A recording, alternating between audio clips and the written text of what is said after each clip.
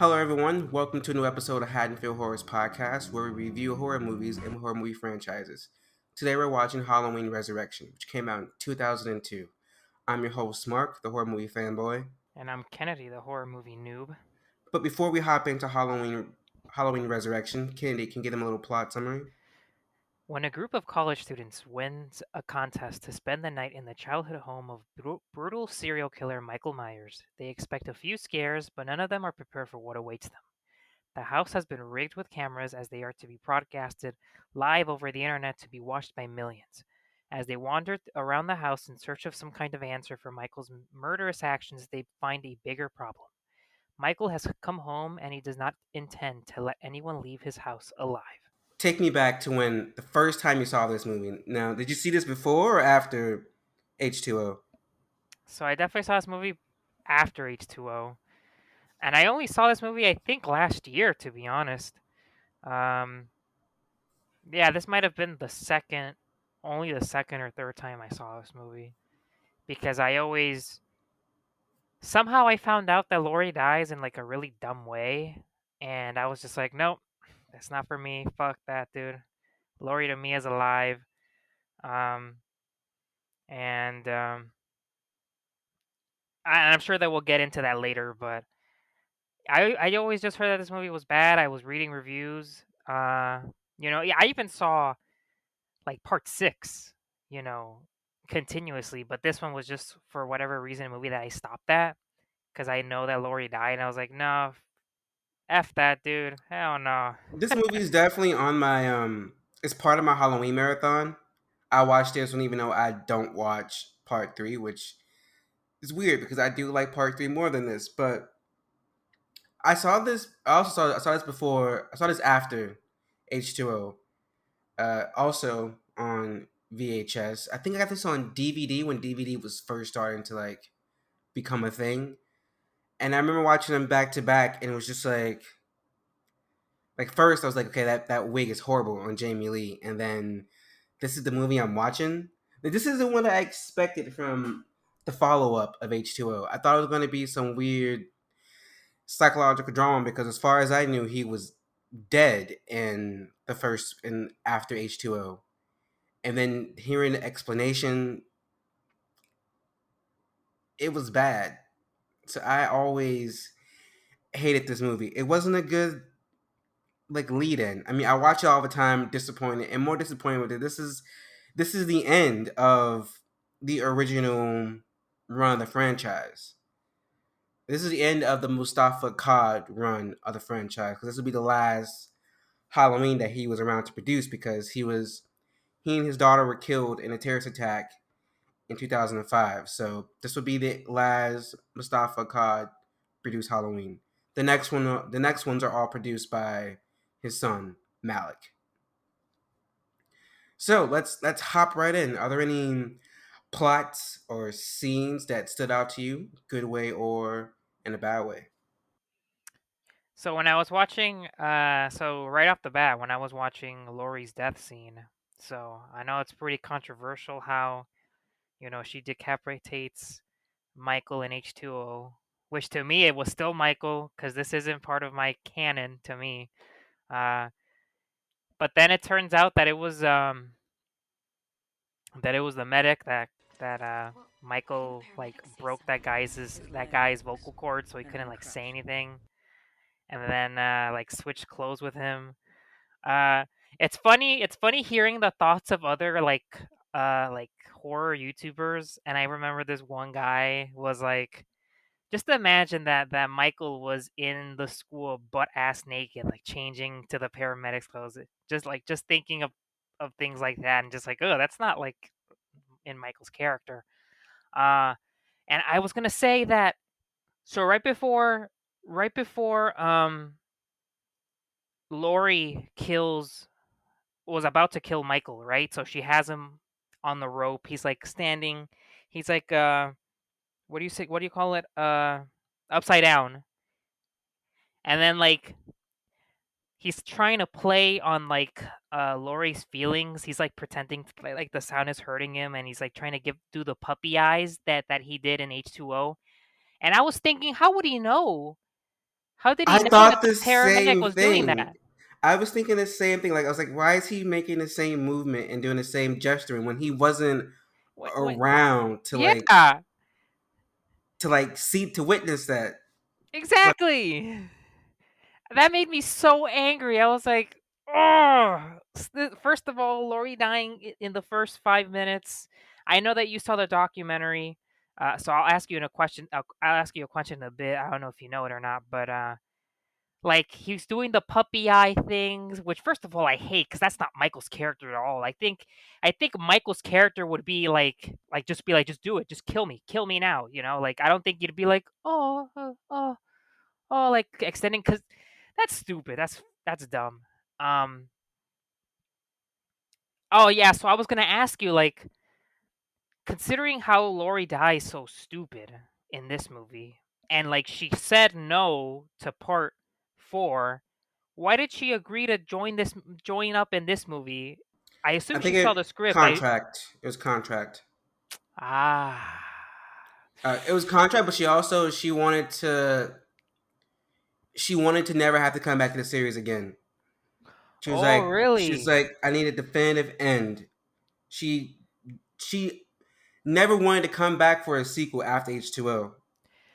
Oh. So So that's was why H2O was meant to be the end. That's why she was completely opposed to the whole it was the paramedic because that opening scene when they show the paramedic with and he's like Michael's holding a knife, that was all filmed like by H2O production.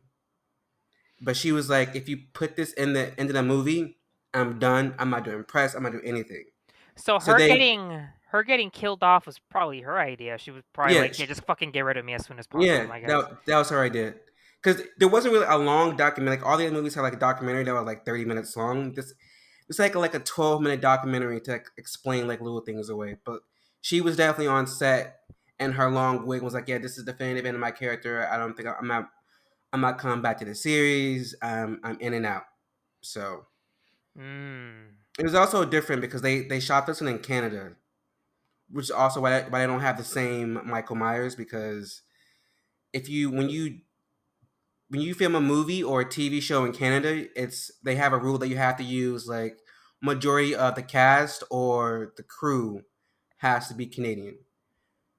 Which is why most of those CW DC shows, most of the cast is Canadian they have Oh, okay. because they have to be. But yeah, it was that's pretty much why she came back. But what else do you have? Um, yeah, so Laurie's death, early on death, I guess you just explained it that they didn't want him, that It was still a bad death she though. thought that whole thing was stupid. But you know what? I could imagine being in her shoes and she'd be like, "Oh, fuck this, dude." Oh, okay. So hear me out. Here's Kennedy's plot for Resurrection, okay? It's very cliche, but it's simple, all right? So erase the paramedic angle. Fuck that, all right? Michael hypothetically is dead. Laurie is like in the hospital, like recovering from this trauma again. And then these mysterious deaths start happening, right? And I don't know what happens in between. I guess Michael kills people. Laurie's trying to fight back, and then at the end, Michael gets unmasked. He finds her in the mental institution, right? Michael gets a mask, and guess who it is? Josh Hartnett. Imagine that, my guy, dude.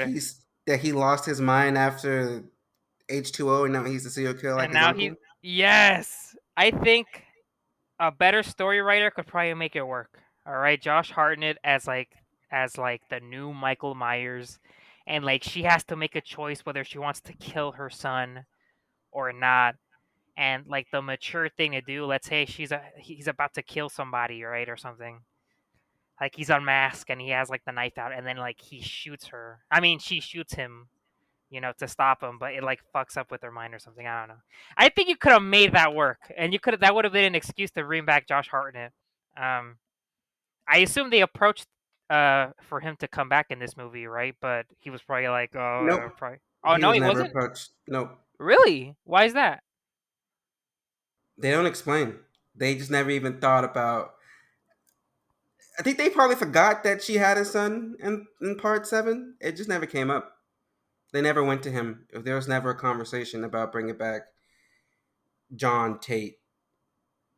That's a shame because it's like it doesn't that it's like this movie almost doesn't make H2O matter because you don't see any of those characters, not even Laurie's son, and you kill off Laurie so early. I mean, they were probably afraid to go back down the whole he's stalking her surviving child angle, given that we watched that for 3 movies and the third in that trilogy was weird and culty.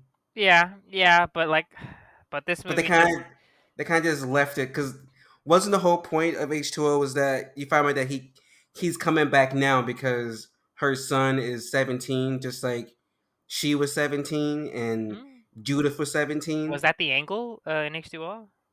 Yeah, because she was making out with her boyfriend and then she looked at the um the card, a birthday card that was like happy 17th birthday that they thought Oh, okay, yeah. was from his dad, but I think it was from Michael. And then she was like, "Oh shit!" They kind of just headed there. They didn't like dive into it too deep, but it was definitely like hinted at, like 17, 17, 17. But then they dropped it. I would have liked that angle though. But I would have liked if they brought back Josh Hartnett. I like my hypothetical Halloween Resurrection plot. I It's always not thought Michael, it's he Josh should have Hartnett definitely been there. I always thought he should have definitely been in the movie. I don't know as the why.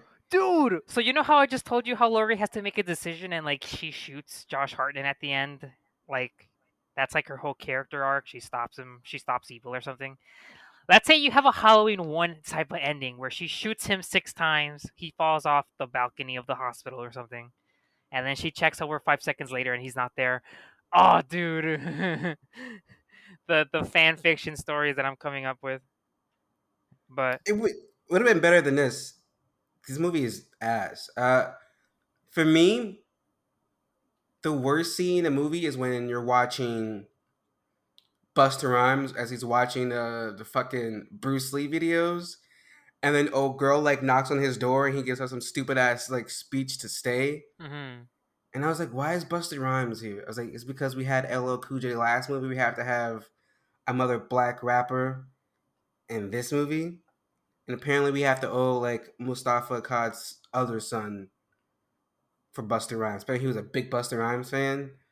Who the fuck is a big Busta Rhymes fan? Like, You know, that who the is the fuck? one thing I remember from being a child was that Buster Rhymes at some point in the Halloween franchise, like he like karate kicked Michael Myers. That was the one takeaway. That's the one thing I knew about this movie going in was that at some point someone and then I learned it was Buster Rhymes karate chopped like Michael Myers or something. And I'm trying to figure out like why was it Buster Rhymes? Buster Rhymes is like he's a known rapper. He's been around, but he was never like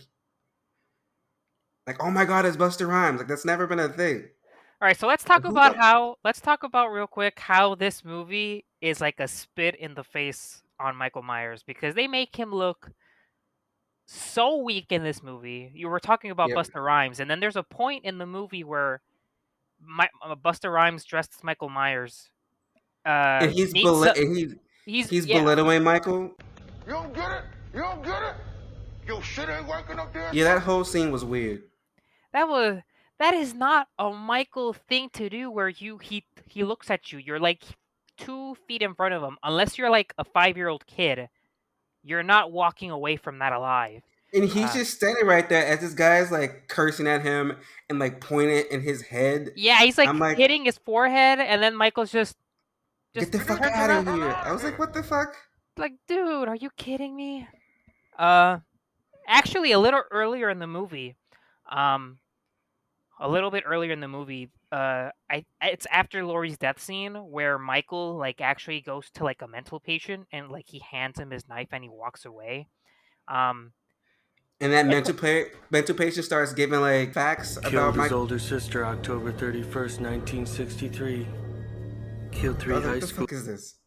I actually one of my theories, I guess it's not really a theory at all, but actually I don't think Michael kills like mental patients. if you notice that he's never killed a single mental patient in any movie before, because he didn't do it in Halloween 1, right? He went during the whole Smith's Grove escape scene. He didn't hurt.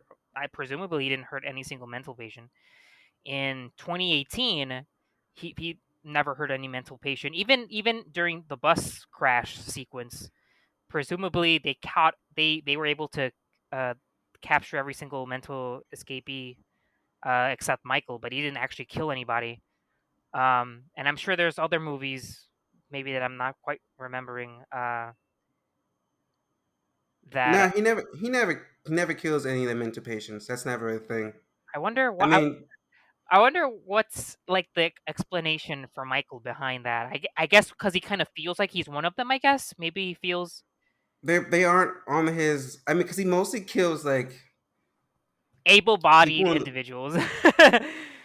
pretty much. I don't know.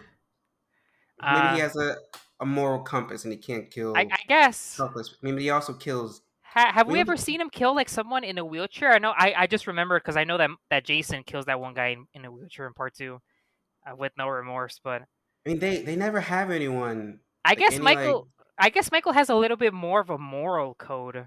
I mean, Interestingly, he uh, killed a kid for the first time in 2018. He that's was trying true. to kill a kid for like 2 movies straight, but never did. I mean, he That's kills true. old people. You know, they never had anyone who had any kind of like. I don't think he killed the Yell Rods. I don't know. I guess No, he didn't. He didn't kill his the rods. his He just took moral the knife. compass is a little bit confusing, but I think at the very least you can say that he doesn't kill like babies, and he It's doesn't kill you. mental patients. He always kills people who are morally corrupt or who gets in his way of getting his main target. That too. It's Apparently he doesn't want. all it's all goal driven for Michael. He's just Apparently he kill doesn't want random to people. kill Busta Rhymes though. He's the assassin too. No, he tried to kill Buster Rhymes. Like, that was after Buster Rhymes like karate chopped him out the window. Oh, but that's But different. That's different. I'm the talking. one I'm referring to the scene where he's like fucking with them and be like, "Get the fuck out of in the hall, here." yeah. But my favorite scene is the only scene I like is when they first started to realize something's happening, and she's like going to the camera, and she like has her fucking Palm Pilot in her hand, and she's like, "Help me, Deckard," and then they're like him watching the webcam footage is like messaging her, and it's like he's in the hallway, he's alive, don't scream. It made me mad. He messages her and says he's in the hallway, don't scream. She reads that and then she's like, bitch, he just said don't scream. Why would you scream? Which can I That say? defeats Can I say that defeats that the whole purpose. part of the story to me was just dumb. The whole Deckard shit. The whole Decker that they're all at the party watching it. Oh, I didn't like that. I was like, why is he here? I was like, why is his whole I mean, I guess they needed him to be like her like watching the webcam and believing that she actually needed help so he can like guide her through the rooms and shit with the hidden cameras, but I was like, why do we have this teenage boy and his friends what watching what would fucking have been more broadcasts? interesting? What would have been more interesting? I think would have been that she's getting messages from like this unknown individual, and then it turns out that it was Michael the entire time, and like Or he if leads it her was to the basement, John. or that too. John Tate, right? Yep. Yeah, I'm sorry, I get the names confused, but Josh Hartnett. Yeah, I would have been because he would have had a moral. There would have been a story behind that. There would have been a reason behind that. And we were. I guess we'll move on. I think my other favorite scene, like one of two, only have two, is when that redheaded chick finds his little hidden lair, and he has like a photo pinned of like Loree, like a newspaper clipping of Loree, Mm, and he has this weird doll, like Michael sleeps with a doll, and like a half cooked, half alive, half eaten rat. I was like, this is interesting. I never thought about Michael Myers sleeping. I mean, I know he eats animals, but Michael Myers what a sleeping. what a doll at that. uh, what were we saying before? Oh, so like before the podcast, I guess we were kind of talking about how weird this movie felt because unintentionally this movie kind of answers the question to like what does Michael do after Laurie's dead? and so I guess he just kind of Goes back home. hangs out in his house. So this movie technically wouldn't exist if Dangertainment and Busta Rhymes didn't come up with the idea to hang out at the Miles house, I guess. But also, like, one of my hot takes is, why the hell is this house still around? Like, if so what? If this kid murdered his sister there back in like '63, and he came back in like '78 and murdered more people, yeah, and then all the events in Halloween like H2O, why hasn't this house been like? Can also the house is like in like a Chicago suburb. Every other house on the street looks nice and well kept, and there's this randomly like run down house. Like, why is it still there? Like, why did no one buy this lot and like tear this shit down? A serial killer's house is not like a historical landmark. Like, get rid of this. yeah, tear that motherfucker down, man. Fuck that. um, but yeah, this movie just felt so. We made our feelings clear in a previous podcast that we're kind of stands of the brother sister angle because it just feels weird watching a Halloween movie where Michael doesn't have an objective, and that objective during during the even the Thorn Cult trilogy, from the very beginning, like his objective is he needs to kill like the rest of his family and Loree, so he's trying to kill Loree. But this one just felt off because we didn't feel that kind of motivation behind it. So he was back to just being a random killing machine. There was people coming to his house, and he's like, "Oh, I have to kill these people now, I guess." Sort of basically like a Jason, right? Where if you go to Crystal Lake, Jason's gonna kill you. With all like people fit in particular roles, and then one thing I hate about this movie is that everyone had like a character, like they all had something, but they were like stuck to, like, that black guy. All he talked about the entire movie was like food and spices because he was a cook. The first thing he does is goes to the kitchen. He's like, "Oh, people are serial killers because of their bad diet. They don't have enough protein or have too much protein." I was like, "What the fuck? Like, how does your diet make you a serial killer? That makes no fucking sense." But he's the cook, so all he talked about was food. He goes to the kitchen and he's like, "Ooh, that's fresh basil. This shouldn't be here." Like, what the fuck? What is he talking about? You should try a little less protein in your diet, Control some of that aggression, huh? Yeah, it became annoying. Like, that's all they talked about. That's all he talked about was food. And then the other girl, the blonde chick, all she wanted to be was famous, so she just all she talked about. It became like annoying. They all had little weird, like weird character traits that they talked about the entire fucking movie. Yeah, Bo-Katan, right? Katie, Katie Sackhoff. Sackhoff. Funny last name. But hey, we had seen a video of her where she was kind of reacting to this movie, right? And Yep. she mentioned some things about like how like she wasn't the person that was like taking off her top. That was like a double. Yeah, she said that she only lifted up her shirt like halfway, and she even like was watching a video. And she was like, "That's me. That's me. That's when it stopped being me. I never lifted up my shirt that high." They brought in a body double, and she was like, "Now I make sure I have in my contract that no one can come in and pretend to be me without my Yeah, permission." yeah. And she also did all the screams for the character of Sarah, because apparently the actress couldn't scream loud enough or couldn't scream at all. So they dubbed Damn. all her screams. I was like, who the fuck can't scream? Like, that's really deadly. You That need to shows just know how to that scream. just shows how much talent she has. Yeah, but besides that, she said that shoot was fun and weird. She makes fun of herself about her bad acting. And I was like, yeah, because I forgot that she's in The Mandalorian. Yeah. And I was like, yeah, your acting definitely has improved since you got older. She was like, I was doing all these weird faces and shit. I was like, yeah. Yeah, weird faces. Yeah. She did a bunch of those weird ass faces. The worst scene is her death scene when he just like slices through her head on the top of the stairs and just like rolls down. That head looks so fake when it hits the ground. was like, did you guys even try? No one's trying this movie. It was all bad. The casting process, I was like, what? How are these people getting picked for this? How are they getting picked to be a part of Dangertainment? Like, what the hell? Yeah, they kind of from one scene to the next, and they're like, "Oh yeah, so you guys are all going to the Meyer house now," and it's like, "Oh snap, that was quick. That was way too quick." But This franchise went from having that one black nurse in part 2, and then barely having any black characters for like 4 or 5 movies. Then have LL Cool J, who doesn't die, can kill the one black person in the movie. So to fix that, they have 3 black people in this movie and then kill 2. But then that's one of them, true.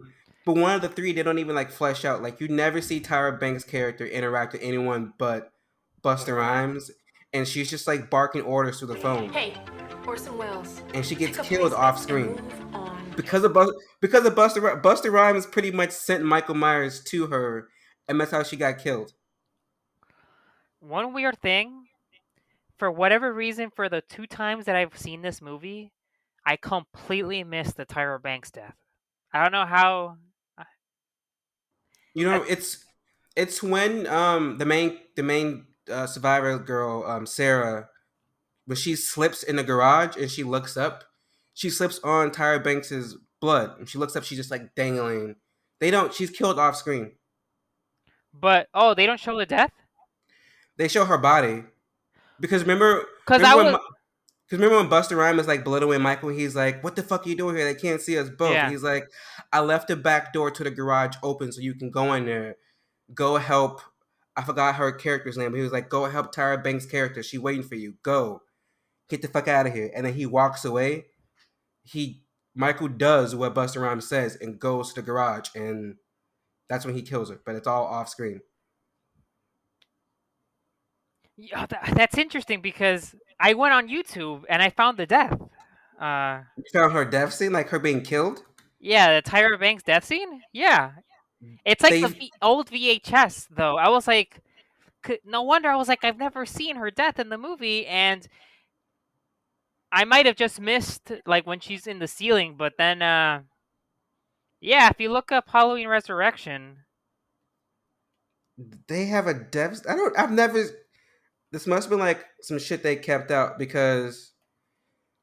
yeah, she basically gets what do you Oh, I'm call it? watching it now. This isn't. Oh, this was a cut scene. Why would they cut this? This actually looks pretty good. Yeah, basically death by strangulation. Oh, but I kind of get her acting's bad. That's why they cut it. Like, she doesn't look like she's in pain from getting murdered. She looks like she's like giggling, and it's awkward. I see why they cut it. Yeah, because in the theatrical release, it's just the last time you see her, she's talking to Busta Rhymes, and he's like, "I'm about to go out and scare these kids," and he puts the mask on. Oh, okay. And then Busta Rhymes tells Michael to go back there with her. She's waiting for you, and then we don't see her at all for the rest of the movie until her body is found. All right. Looks like I discovered a grail then. Unintentionally. And the absolute worst scene is that ending battle with Michael and Busta Rhymes. Trick or treat. When he just like karate chopped Buddy into like electric, like to like a bunch of electric wires. Which again is just like so off for the Michael Myers character. It's just like And this isn't Halloween anymore. And he's making all those karate sounds. I was like, calm down. What the fuck's happening? I thought Halloween Curse of Michael Myers was like out of control, but this one was. That one's at least watchable in a sense. It's like you watch it to be like, okay, this movie is batshit crazy, but I have to see where all this cult shit ends up. This one is just like, it's horrible. I don't even know. I have no words. You know what I will say? I think that the 4, 5, and 6 compared to H2O and Resurrection, I think that those movies still treated the Michael Myers character with some sort of seriousness and badassness to him.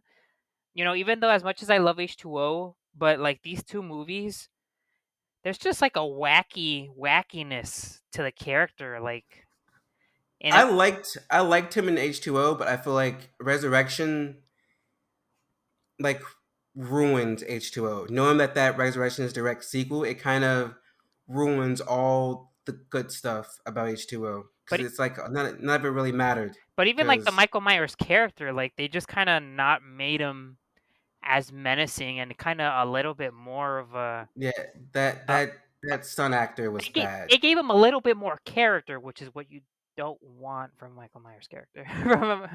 He's supposed to have no character, a blank expression, serious, and like stabs you if he sees you. Uh, Yeah, but like I said in H2O, where he's kind of like waggling the knife around because he has to get it unstuck.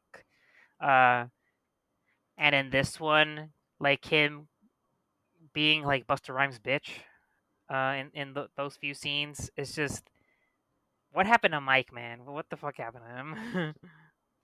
I had missed some stuff, and I was like, okay, I should rewatch this movie again. But I was like, no, I'm gonna watch a YouTube video. So I watched like the dead meat kill count, and I was okay. I Yeah, know enough because I never want to have to watch this ever again. But I'm probably gonna watch it again whenever I do a Halloween marathon. I never skipped this one. yeah. I probably should at some point, but I don't know. There were no. I only like those two scenes I mentioned, but besides that, everything else was bad. It was kind of eh. So let's move on. Do you have any hot takes? uh, no, I think my opinion is with the mainstream on this one. Uh, it's firstly, it's just not a good movie.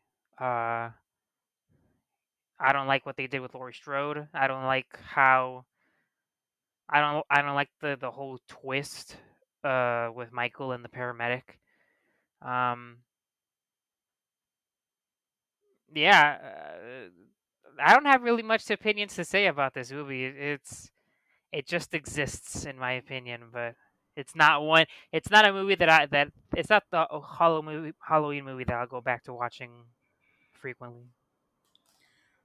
Well, my hot takes. I mentioned one is that this is the first movie in the franchise that doesn't have Michael like stalking someone he's connected to for either like a family connection or someone that was in the first movie. That's true. Because 1, 2, 4, and 5 are all him trying to kill a family member, and then 6. I mean, I guess he's still chasing Jamie until he kills her, and then her daughter is in the movie, so I guess that counts. Also, Tommy Doyle was in the first movie, so that's still that connection to the first one. This is the first one that has no connection Mm. after he kills Jamie, after he kills Loree in the first like 15 minutes. Also, the first like half of this movie, first 20 minutes of the movie feels completely different from the rest of it.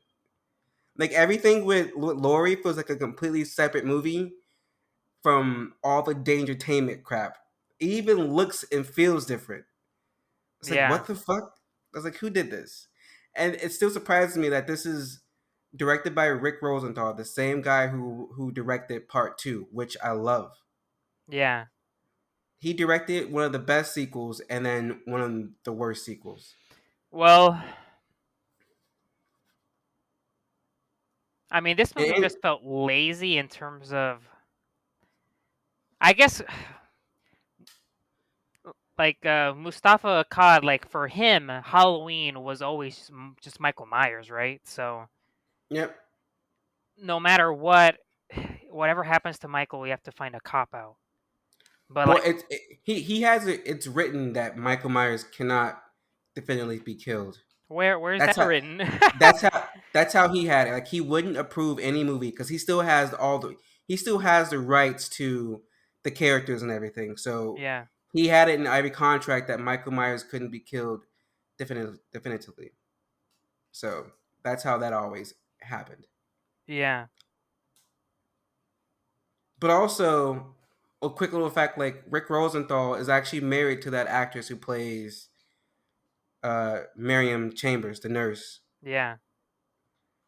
They hooked up after Halloween 2. Wait, who? Wait, Marion Chambers. Who did she hook up with?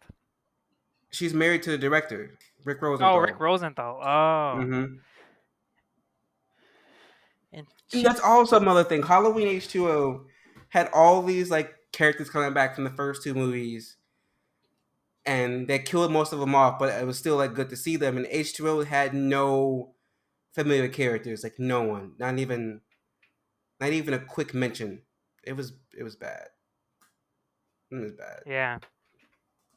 And also, this movie is so dated, even more dated than the first one. The first one had like the bad '70s fashion and the '70s slang, like totally. But this one's so dated with all like their references to the Osbournes. I low key forgot that the Osbournes had a reality TV show in like the early to mid 2000s, and I was like, oh, she must be famous like the Osbournes. I was like, okay. And then with Deckard and his friends, they're wearing Pulp Fiction costumes. But shout out to his friend who didn't do blackface. All he did was put on a goatee and afro, and I was like, okay, that's how you do it when you're playing a black character for Halloween. Like you don't need the blackface, just get an appropriate wig and goatee. Don't go Yeah. all dark in your skin. But I was like, this is so fucking dated. And Busta Rhymes kept talking about like, oh, this is the first time we're doing anything like this. I was like, well, this is like 2002. Big Brother was already like in like 2 seasons deep at this point. You're kind of behind the curve. And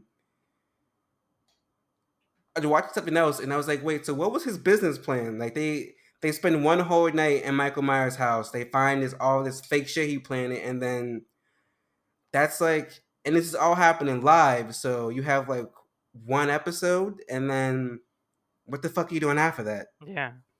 Like whatever. The movie has no point, and it's just bad that this is fucking how you end the original run of the series, This is how which you. wasn't always the case. Like Mustafa Akkad had like sequels planned, but he died before anything could happen. So let's talk about characters, starting with Laurie Strode. You start us off. I guess we kind of talked about that a little earlier. How we didn't like what happened to her death. That whole thing was just kind of dumb, but like kind of hearing from you like that she thought that him surviving the head chop was just as dumb, and that she just wanted to dip out of there. I guess I could at least I can see that death scene a little bit differently, just because it was kind of like her wishes. It was like, dude, I'm done after this because you guys have officially taken this too far. At least it was like on her wishes and not like the original script. See you in hell. Yeah, I mean, maybe one of the weakest version of Laurie Strode that we've gotten because she's only in it for like 5 minutes and uh, and dies in that time. So She was such a badass in H2O. Just to come back and be in the hospital in some comatose type trance and to be taken out like that. Like yeah, this guy just chased you down and stalked you to the staircase, like to the roof. So you should know that it's him. Why are you second guessing yourself because he's grabbing his face? yeah. Like, come on. Also, that scene when he just like busts through her room door Oh with like no yeah, that hesitation. part was like awkwardly shot, right? Like he was banging it. It just looked funny. It was Because you saw a POV style him just like banging his head, and then it yeah. finally like comes out, and he just like walks right through it. I'm like, I don't care how many times you bang your head on the door. There's no fucking way you just walked in there like that. I think something that would have been a little bit more in character, him like just punching like with one punch, like and like opening the lock from the inside, but not him like Mm-hmm. banging his head like a clown. Like Yeah, it was dumb. Well, what about Michael Myers himself? Well, yeah, like I was talking about before. I just don't like what these movies like as much as I love H2O. Like I don't like what the direction that they took with Michael and kind of like a little bit more uh a little bit more wacky. I'm not sure if that's the right word, but he's not like the serious figure that you feared from the first two. Uh, or even from like 4, 5, and 6, where I still thought that he was like a menacing dude. In part 5, in part 4, where he like takes out the entire police station, gets like 30,000 bullets shot in him. But I always thought that that character was at least respected in a sense. Even with the addition of the Thorn Cult kind of being the true people that pull the strings, but Michael was always like the hitman. Everyone is still afraid of a hitman, right? Like even though they're not like the organization, but that guy is sent to kill and he means business. But in these movies, it just kind of felt a little bit more wacky. Everything with Busta Rhymes and Michael like interacting with each other, and Michael just kind of like taking the bullshit from Busta Rhymes was just bad. Yeah, I don't like the direction that they took. Yeah, I don't like. I mean, he's doable, but they just made him too much of a bitch. I wasn't scared of Michael at all at any point in this movie. Even when they try to do like the little jump scares when he kills the guards, I was like, I guess that's cool. But what about the final girl, Sarah? Oh, I thought again, she's just like a generic. There's no story, so she's really just like a generic survival final girl, but nothing really special about her. I think this movie is a victory for the brother sister stands of the Halloween universe because it just feels weird when Michael is just like a Jason Voorhees, where it's like, I guess I'd have no connection to kill anybody, so I'm just gonna kill anybody, really. And I think that really suffers in terms of the story because now it's like he's chasing a random girl for whatever reason, and yeah, to me, she's not memorable. I think she was fine as an actress, but then you said earlier that she can't even scream, so that was all Katie Sackhoff. So if I had to say, like, all the characters in this movie are not memorable except like Buster Rhymes, but he's memorable for like the wrong reasons. So I can't even comment on the rest of the characters. I just can't. There's nothing memorable about them. They're even more disposable than like most of the Friday the 13th characters. Well, good thing our next character is Freddy, played by Buster Rhymes. I wonder if that was intentional or not. It was. It was. Was there? Uh, yeah, it was a little mention, a little like cheek that he was named Freddy. But Yeah, he's the. I think. I guess this is a little bit of a hot take, but yeah, he is the most memorable character of this movie, in my opinion. More memorable than for Michael, like than bad Laurie. reasons, For bad he reasons, yes, because when I heard of this movie, when I heard that like Buster Rhymes karate chopped Michael or some shit, when I was younger, I thought that was cool. I thought it was cool, like, oh yeah, fuck Michael. But now that I'm older and I understand the stories more, obviously, it's just dumb. And him shit talking Michael, maybe for like a 5-year-old, that's funny and that's cool, but for the average Halloween enthusiast, it just comes off as really making Michael look more like a bitch than anything. his speech at the end is what killed it. Michael Myers is not a It soundbite, was. I was like, why is he spinoff, giving this speech? tie-in, Like, what the Yeah. fuck? some kind of celebrity scandal. Michael Myers is a killer shark. Baggy ass overalls. That gets his kicks off of killing everything and everyone that he. Even listen to Malik McCoy in documentary was like, well, we learned that our movies are really popular with the black audience, so we wanted to like have them represented it in the movies. So we got like Yeah. black like big like black hip hop stars, and like Tyra Banks is gorgeous. I was like, I was like, okay, yeah, pander to the black audience, but like pick good black actors. Like you, just a bunch of people. At least when Scream did it, they got like fucking Jada Pinkett Smith and Omar Epps, like two good black actors, not just random black people who are popular at the moment. Like, what the Yeah, Busta Rhymes, unintentionally the most memorable character. Maybe that was his goal. Maybe. it Let me. was just script. Since you saw the documentary, like, was Busta Rhymes like always a Halloween fan, or was it just a studio decision to include a popular individual at that time? I think that's what the case was. It was just they wanted someone popular, and well, they only approached him because Mustafa Khan's son was like, "Oh my god, Busta Rhymes! I love Busta Rhymes. He's fucking cool." Yeah. Who the fuck says that? Who the fuck goes crazy over Busta Rhymes? Like, no offense to Busta Rhymes, but it's like it's Busta Rhymes. Like the fuck? He has like 3 songs I can name, and I only like them because like there are other people on the songs I listen to. Mm. Whatever. It's eh. Busta Rhymes is not my cup of tea. So you said this movie came out in 2002. Mm-hmm. Uh, he would have been at the height of his popularity that he has in 2002. Because I think in 2002, that's when he had already done a song with Janet Jackson at that point. And I think by 2002, is that when Cavassier came out? Because if that's when Cavassier came out, then that makes sense. Oh, okay. By 2001, Breaking Neck came out.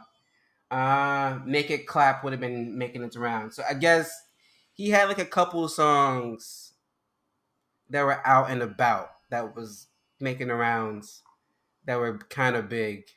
So, and Hmm. but let's move on to Deckard.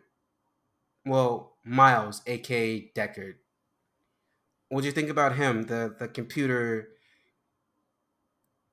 support guy, I guess we can call him. I don't know. He was just there watching the webcam footage So how did he with the know? entire party. So how did he get like that chick's number? The final girl. I don't even remember her name. How did he get her number? It's email. It's a Palm Pilot, so it's all email. It's like a Oh, chat room thing. it was an email. Okay. Hmm. By the time we were able to get phones and shit, Palm Pilots were already like out. Palm Pilots were basically like a first version of a cell phone where you can like message people on the go Mm. with a little pin and shit. So he would like send her emails like through the like message her through the chat on his computer, and it would go straight to her Palm Pilot. Yeah, like I like as I mentioned before, I just thought that side plot with him while following everything that was going on, I just thought that was dumb. Um, just kind of made things awkward. You're telling me that everybody's like at a party and like all of these people are like, yeah, you know what? We're gonna go watch the live stream for the Halloween thing. During the party, everyone's drinking, hooking up, and everyone's like, "Oh, it's that Michael Myers thing." Like, what the fuck this? I can. Well, I guess they couldn't TiVo it or And record it it because it wasn't. was webcam was new. But And just imagine like that's like a whole at least 2 hour experience where like nothing's going on except like the deaths like separated like every 45 minutes or so. So they're just like yeah, but watching people. they also saw were able to see like a naked chick about to like have sex. So I guess things like that kept them interested. I don't know. I wouldn't have been watching that shit. I'd just be waiting for like the clips to come on. Well, now I'd be like, fuck it, I'll just wait till the clips popped up online. But I guess back then, YouTube wasn't a thing then, so All right. you had to like go to weird places to find very grainy video. I I mean, the concept of like the haunted house with the webcams and shit that all seems cool, but not for like Michael Myers. Yeah. Yeah, not for Michael. They were trying to hop on that Blair Witch train, and it did not work out. Or at least if they would have given, like a motivation behind it, like maybe it was Josh Hartnett who was like part of the group, like maybe he wanted to learn a little bit more about his family's If Josh history. Hartnett just like popped up, kind of like Tommy Jarvis from the Friday 13th game. If Yeah. John Tick kind of just like popped up in the midst of like he's watching a live stream and he just like appears. He's like, I'm gonna take my Yes. uncle down. He Yes. killed my mother, and that would have been so cool. But there's no John Tate. I'm just like, he's still out there. Wouldn't he be upset that his mother was just killed? Wouldn't he be trying to look for Michael? Yeah. There wasn't even like because they kept like passing like TVs and shit. I'm like, have like a throwaway mention of the body of Laurie Strode was found outside of the mental institution that she was in with stab wound after she fell fell to her death. Like, have like a little news report. Have fucking Josh Hartnett on the news. Like, I'm so sad I lost my mom. My uncle did this. He's alive. Like, something. Yeah. I don't think Josh Hartnett was. That depends. When did this movie come out? 2002. He was probably busy. Nah, he just got done filming. He only had Pearl Harbor. Oh, okay. And in 2002, he was doing 40 Days and 40 Nights, which is a bad movie in my opinion. But he also was filming Hollywood Homicide, which is a good movie in my opinion. With him and Harrison Ford, which I definitely recommend. The only other movie I saw with him was Black Dahlia. I forget about Black Dahlia. Did not like it. No, it wasn't good. Yeah, okay. Yeah, but Decker was kind of just there. He wasn't needed. They barely showed him, and he never meets any of the rest of the cast. Like at any point, Yeah. it's just like him and his friend at the party. It's like this movie feels like 3 separate movies going on all at the same time. There's like the shit with Deckard, and then there's the shit at the house, and there's the shit with Laurie. None of it feels connected, even though it's supposed to be. It's very disjointed. So, a little behind the scene facts. This movie had a budget of $15 million, $2 million less than H2O, and they made $37.6 million. So, I mean, they made their money back plus some. Still wasn't as much as H2O. It made less than H2O, like a lot less. It made less than Halloween 1978. So this was a big drop. After a big high, it had a big drop. Yeah. And this will be the last movie we saw with the original production team of Mustafa Akkad, and the last one that has any. This last part of the original run of the franchise. Because after this, we get the 2 remakes that are very decisive. The producers toyed with bringing back Danielle Harris, but they didn't. They wanted her to be the main actress.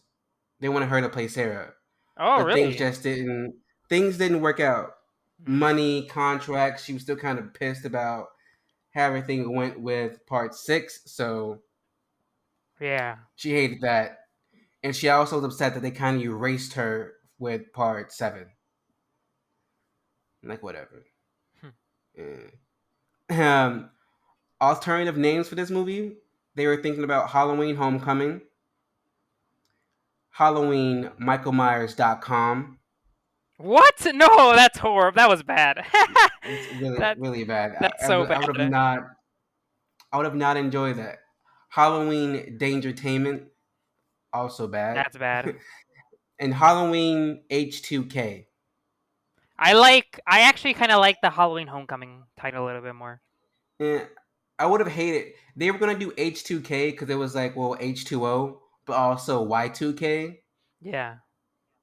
But that would have been dumb. None of that sounds good. all these names, even Resurrection is dumb. Like, what the? He didn't die. He isn't being resurrected. Right, yeah.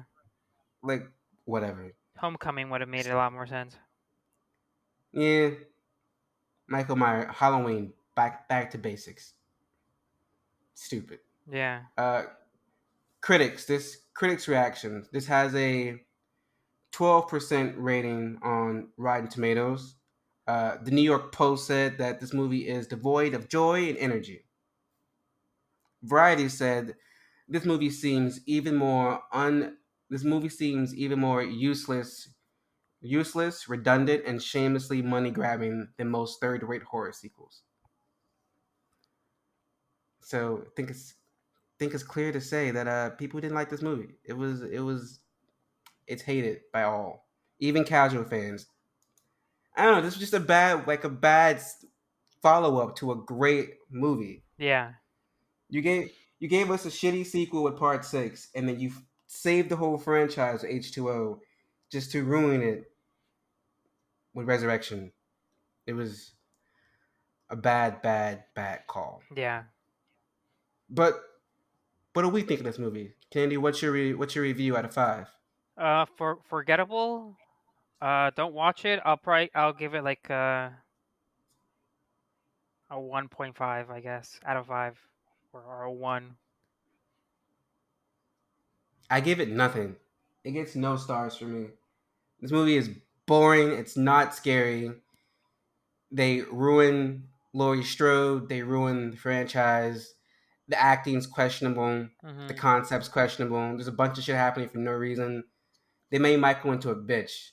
I thought Michael being controlled by the cult was bad in Part 6, and he was a bitch. But this movie, he's definitely a bitch. He gets talked down to by Busta Rhymes and karate chopped. Movie's ass. It gets no stars for me. Movie is bad. But the next movie we watch might be an improvement. As we watch next week, we're watching Halloween 2018. We're skipping the two prequel. No, not prequel. They're remake sequels for now. We plan on doing like a whole like season of horror movie remakes. So we're gonna keep those two until then. So join us next week for Halloween 2018. Thank you, guys. The Haddonfield Horrors podcast is a Letters to Media production. Should we do an intro?